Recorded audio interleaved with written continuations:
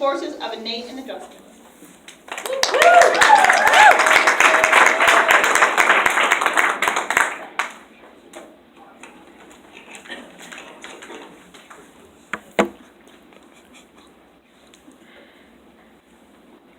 Requires a little more coordination than I anticipated that one.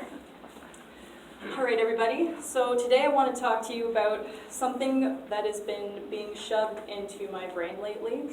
I've been going to the clinic and I've had chronic migraines since I was 14 after some pretty severe concussions. And sometimes the only relief I can get from them is from chiropractic care. And that's pretty much the only thing that keeps them away for an extended period of time.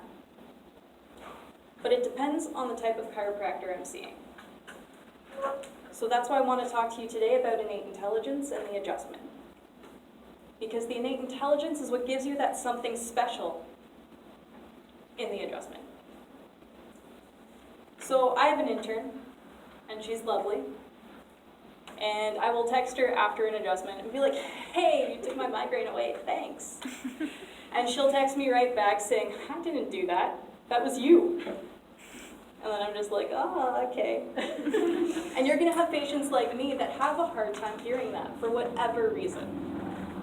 So it's up to you to be able to communicate the truth of chiropractic and deliver on that truth. So innate intelligence is in every living thing, and it maintains the material of the body of the living thing in active organization. And it always functions at 100%. But it's not always expressed at 100%. And that's where we see symptoms of dis-ease. And innate intelligence, I learned from the Tulski Tonal seminar a couple weekends ago, uses 3 different forces to help make that adjustment. There's the external force applied by the chiropractor, which is all of us here. Good job, guys. But it also uses forces from the person themselves. That person's breath and that person's movement. So, you're like, all right, that makes sense. There's a whole lot of sense made there, but how does that apply to the adjustment?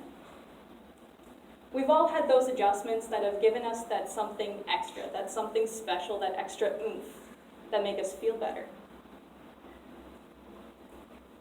And you have to remember that it's not always you doing that.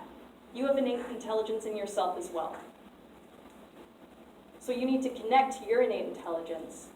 Be present with your patient. See what needs to be corrected in that moment. Never adjust a subluxation before it's time. That was one of Tulski's rules that I'm going to follow.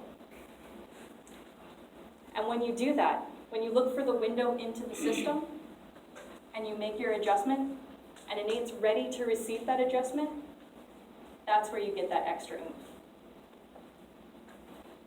And I'm telling you this tonight because I've heard of chiropractors telling people, I can make you better.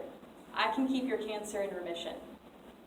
And I'm using this example because of a personal story I've witnessed, and because we're learning about cancer and general pathology right now.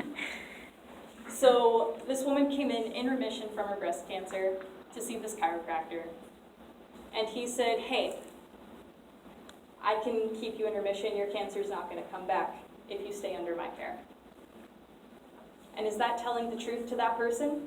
Is that what the chiropractor is doing? Can I get a no? No. Thanks, guys. Right. So I'm telling you the story because it has a sad ending to it. That cancer metastasized into that person's brain. She had followed all of the advice the chiropractor had given her. She came in faithfully for her adjustments, unless something happened with her kids, which happens, but she would always reschedule, and it came back. And she was angry, and she should be. That chiropractor broke confidence with her. And I don't want any of us here in this room tonight to ever make that mistake, because that is not chiropractic philosophy.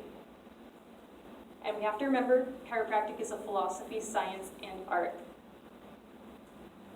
So without that philosophy, not really chiropractic.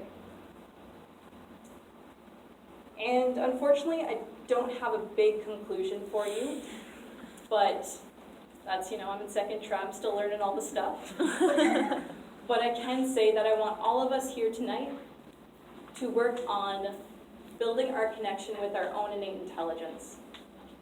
And when we're practicing palpation on each other, or when you're in a technique class and practicing some technique on each other, I want you to be present, to feel innate within you, to analyze that patient on the table in the best way you possibly can, and deliver the adjustment they need at that time.